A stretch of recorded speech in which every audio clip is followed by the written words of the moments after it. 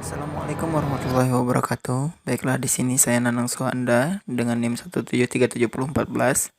Di sini saya akan mempresentasikan untuk mata kuliah dari pertemuan 9 sampai dengan 12 untuk makul PPKN-nya.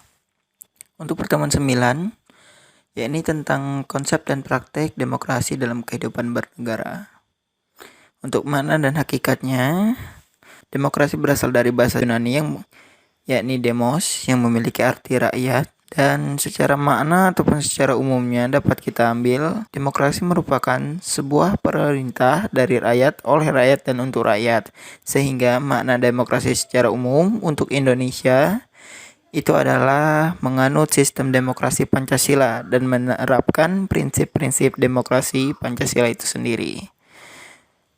Demokrasi sebagai pandangan hidup dapat kita ambil menjadi 6, yakni pada unsurnya yang pertama kesadaran dan pluralisme, 2 musyawarah, cara haruslah sejalan dengan tujuan, norma kejujuran dan pemufakatan, kebebasan nurani, pembebasan hak dan kewajiban, serta adanya percobaan dan kesalahan.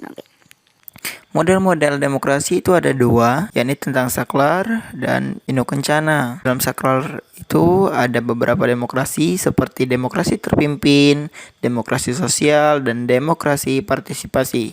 Sedangkan dalam Inu Kencana itu hanya ada 2, yakni demokrasi langsung dan demokrasi tidak langsung. Dalam prinsip dan parameter demokrasi, suatu pemerintahan dikatakan demokrasi apabila mempunyai prinsip-prinsip demokrasi. Masyuri Abedillah, prinsip demokrasi terdiri dari 3, yakni adanya persamaan, kebebasan, dan pluralisme.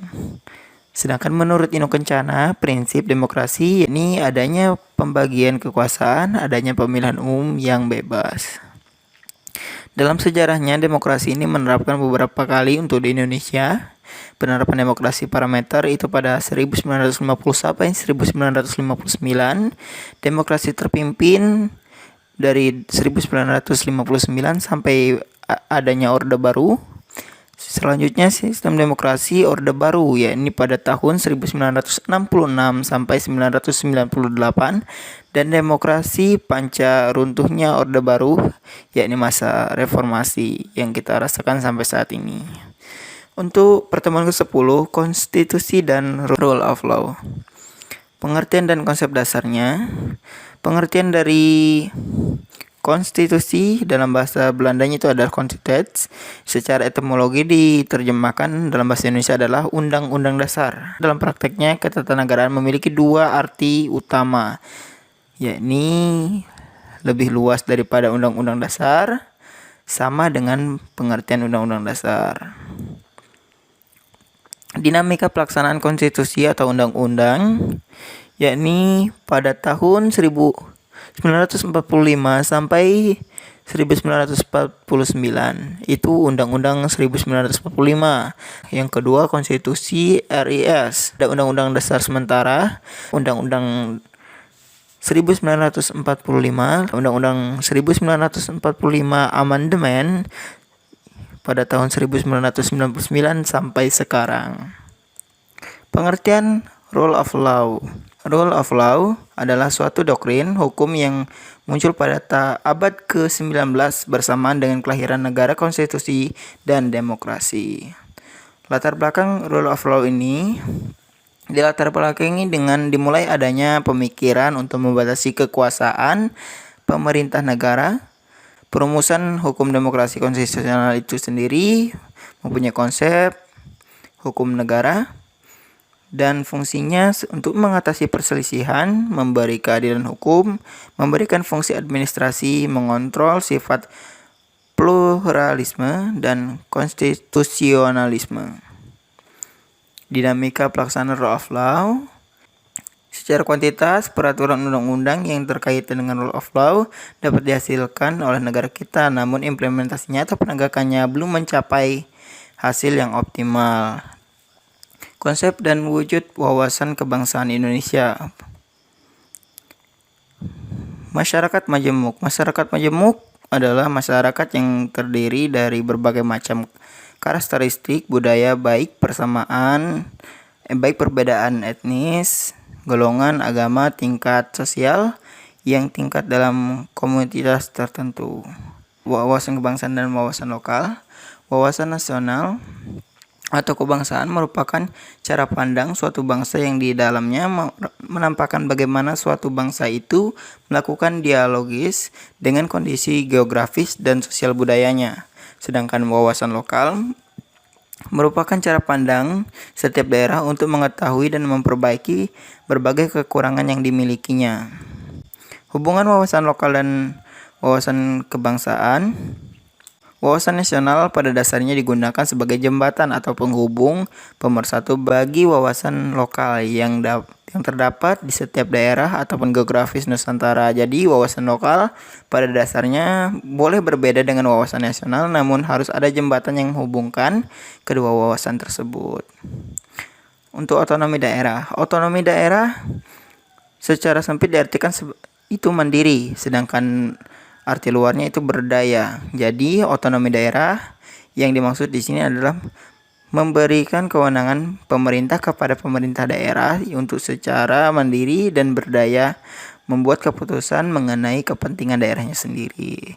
Latar belakangnya karena adanya krisis ekonomi dan politik yang melanda Indonesia pada tahun 1997 yang memperandakan hampir seluruh sendi-sendi ekonomi dan politik di Indonesia dan dibangun kembali dengan cara cukup lama dan mengakibatkan semakin rendahnya tingkat kemampuan kapasitas yang menjamin kesinambungan pembangunan. Tujuan, prinsip, dan otonomi daerah. Tujuannya dilaksanakan otonomi daerah itu dilihat dari segi politik, segi pemerintahan, segi budaya, dan segi ekonomi.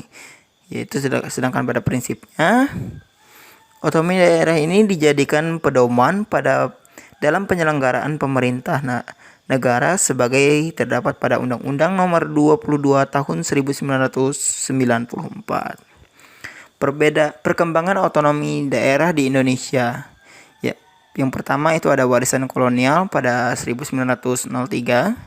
Selanjutnya pada masa kependudukan Jepang. Dan terakhir pada masa kemerdekaan yang terdiri dari beberapa periode Undang-Undang Dasar 1945 sampai dengan periode Undang-Undang Nomor 32 Tahun 2004. Model desrasi itu kita adalah penyerahan kekuasaan pemerintah oleh pemerintah pusat kepada pemerintah daerah berdasarkan asas dan otonomi. Pembagian urusan pemerintahan menurut pasal 9 Undang-Undang Republik Indonesia Nomor 23 tahun 2014 tentang pemerintah daerah. Urusan pemerintah dibagi menjadi 3 jenis, yaitu urusan pemerintah absolut. Urusannya pemerintah absolut ini adalah urusan yang sepenuhnya menjadi wewenang pemerintah pusat. Untuk urusan pemerintah absolut ini seperti dalam pasal 9 meliputi politik luar negeri, pertahanan keamanan, yudisial, moneter, dan fiskal nasional agama. Untuk urusan konsenernya, urusan pemerintah yang dibagi menjadi antaranya pemerintah pusat dan daerah ataupun provinsi. Di dalamnya ada kabupaten atau kota. Urusan tersebut menjadi konkret dan menjadi wewenang terhadap daerah itu sendiri. Otonomi daerah dan desentralisasi. Otonomi daerah memiliki hubungan yang erat dengan desentralisasi, yakni penyerahan wewenang pemerintah oleh pemerintah daerah kepada daerah otonom untuk mengatur dan mengurus urusan pemerintahan dalam sistem negara kesatuan Republik Indonesia. Implementasi otonomi daerah seiring dengan pemelimpahan wewenangnya pusat dan dikelompokkan dalam 5 bidang, yaitu implementasi dan pembinaan wilayah, pembinaan sumber daya manusia, penanggulangan dan pemercepatan penurunan kemiskinan, penataan hubungan fungsional antara DPRD dan pemerintah daerah, serta peningkatan koordinasi atau kerjasama tim atau yang kita sebut dengan teamwork. Ketahanan negara. Untuk pertemuan ke-13 kita lanjutkan oleh saudara Aan Dhani Ramadhani. Kepada Aan saya persilahkan. Baiklah, saya Aan Dhani Ramadhani, NIM 1737002. Di sini saya akan mempresentasikan pembahasan tentang menganalisis ketahanan nasional. Arti pentingnya ketahanan nasional. Ketahanan nasional ini mutlak diperlukan bangsa Indonesia dalam menjalankan kehidupan berbangsa dan bernegara serta dalam pemerintahan. Ketahanan nasional ini memiliki fungsi untuk menjamin identitas, integritas, dan kelangsungan hidup negara serta menjaga eksistensi usaha untuk mencapai kepentingan nasional. Landasan ketahanan nasional. Ketahanan nasional adalah kondisi dinamis suatu bangsa yang meliputi segenap kehidupan nasional yang terintegrasi, berisi keuletan dan ketangguhan yang mengandung kemampuan untuk mengembangkan kekuatan nasional dalam mengatasi segala tantangan, ancaman, hambatan, dan gangguan, baik yang datang dari dalam maupun dari luar untuk menjamin identitas, integrasi, dan kelangsungan hidup bangsa dan negara serta perjuangan mencapai tujuan nasional. Selanjutnya, konsep ketahanan nasional. Ketahanan nasional pada tahun 1969 didefinisikan sebagai keuletan dan daya tahan suatu bangsa yang mengandung kemampuan mengembangkan kekuatan nasional yang ditujukan untuk menghadapi segala ancaman yang membahayakan kelangsungan hidup negara dan bangsa Indonesia. Berikutnya, asas dan sifat ketahanan nasional. Di sini asas ketahanan nasional Indonesia merupakan kode etik yang berlandaskan pada nilai-nilai Pancasila, Undang-Undang Dasar 1945, dan wawasan Nusantara. Asas ketahanan nasional adalah kondisi persyaratan utama untuk negara-negara berkembang yang fokus pada pertahanan kelangsungan hidup dan pengembangan negara. Sifat ketahanan nasional. Di sini berikut contoh sifat ketahanan nasional, yaitu mandiri, yaitu ketahanan nasional mencapai kemampuan dan kekuatan negara sendiri. Dinamis, artinya ketahanan nasional selalu berubah, bisa meningkat ataupun menurun tergantung pada situasi dan kondisi yang sedang dialami oleh bangsa dan negara tersebut. Selanjutnya, menunggal, yaitu ketahanan nasional bersifat integratif atau mewujudkan kesatuan dan perpaduan yang seimbang. Selanjutnya, konsultasi dan kerjasama. Assalamualaikum warahmatullahi wabarakatuh. Nama saya Taufik Hidayat dengan NIM 1737024. Baiklah, di sini saya akan menjelaskan karakteristik politik dan strategi nasional dan penetapan kebijakan politik dan strategi nasional untuk menentukan skala prioritas pembangunan nasional Indonesia. Politik dan strategi nasional. Politik nasional diartikan sebagai kebijakan umum dan pengambilan kebijakan untuk mencapai suatu cita-cita dan tujuan nasional. Strategi nasional adalah cara melaksanakan politik nasional dalam mencapai sasaran dan tujuan yang ditetapkan oleh politik nasional. 2. Dasar pemikiran penyusunan politik dan strategi nasional. Penyusunan politik dan strategi nasional perlu memahami pokok-pokok pikiran yang terkandung dalam sistem manajemen nasional yang berdasarkan ideologi Pancasila, Undang-Undang Dasar 1945. Wawasan Nusantara dan ketahanan nasional. Landasan pemikiran nasional dalam manajemen nasional sangat penting sebagai kerangka acuan dalam penyusunan politik strategi nasional. Karena di dalamnya terkandung dasar negara, cita-cita nasional, dan konsep strategi bangsa Indonesia. 3. Penyusunan politik dan strategi nasional.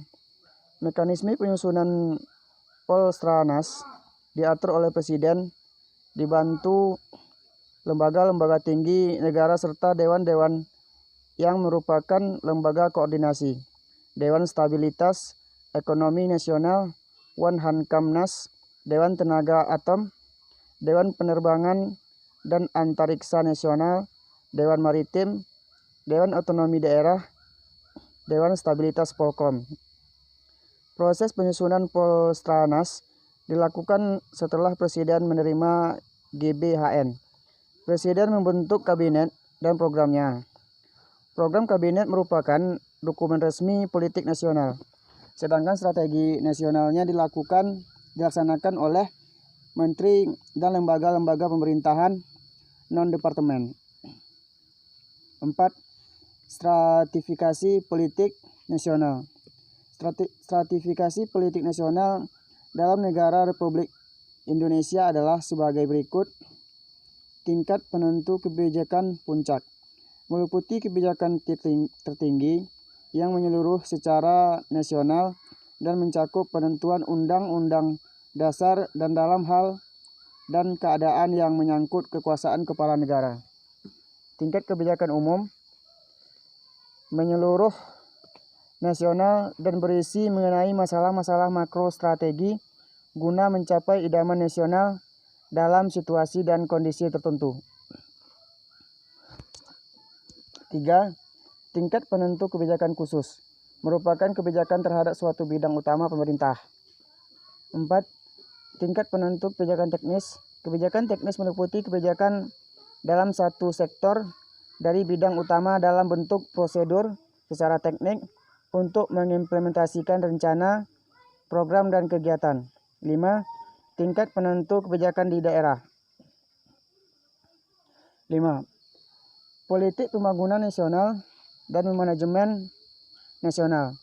Tujuan politik bangsa Indonesia harus dapat dirasakan oleh rakyat Indonesia. Untuk itu, pembangunan di segala bidang perlu dilakukan. Dengan demikian, pembangunan nasional harus berpedoman pada pembukaan Undang-Undang Dasar 1945 alinea keempat. Visi dan misi pedoman dalam menjalankan pemerintahan dan membangun bangsa adalah makna pembangunan nasional.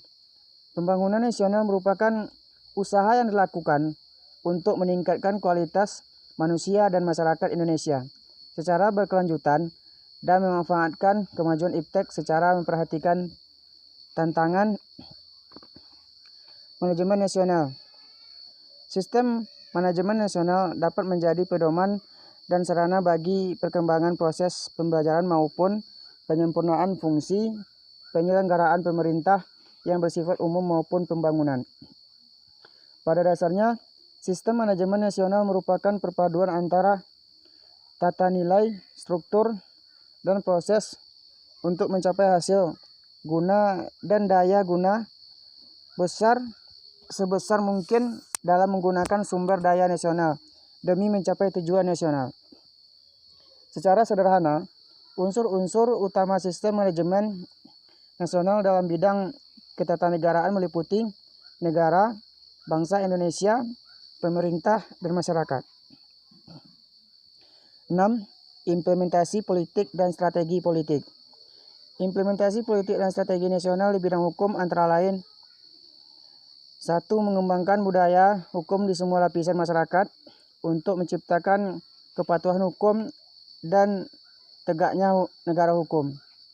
2. Menata sistem hukum nasional yang menyeluruh dan terpadu dengan mengakui dan menghormati hukum agama serta hukum adat.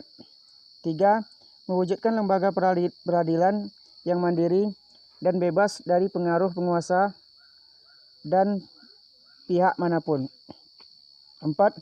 Mengembangkan peraturan perundang-undangan yang mendukung kegiatan ekonomi dalam menghadapi era perdagangan bebas tanpa merugikan kepentingan nasional. 5. Menyelenggarakan proses peradilan secara cepat, tepat, mudah dan terbuka serta bebas korupsi, serta bebas nepotisme dengan menjunjung tinggi asas keadilan dan kebenarannya. 6. Meningkatkan pemahaman dan penyadaran serta perlindungan HAM dalam aspek kehidupan. 7. Meningkatkan keprofesionalan aparat penegak hukum untuk menumbuhkan kepercayaan masyarakat. 8. Menyelesaikan berbagai proses peradilan terhadap pelanggaran hukum dan HAM.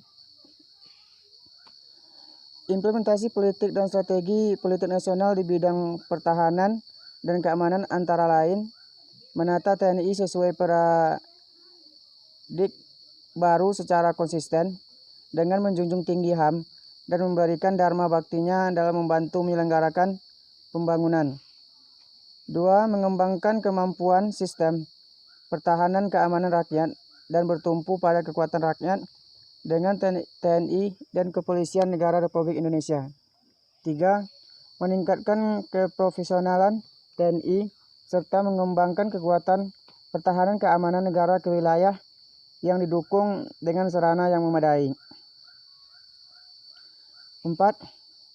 Memperluas dan meningkatkan kualitas kerja sama bilateral bidang keamanan dan pertahanan dalam rangka memelihara stabilitas keamanan regional dan turut berpartisipasi dalam upaya memelihara perdamaian dunia. 5. Menuntaskan upaya memandirikan kepolisian dalam rangka pemisahan dari TNI secara bertahap dan berlanjut dengan meningkatkan keprofesionalannya. Mungkin itu saja yang bisa saya jelaskan. Lebih dan kurang mohon maaf. Assalamualaikum warahmatullahi wabarakatuh.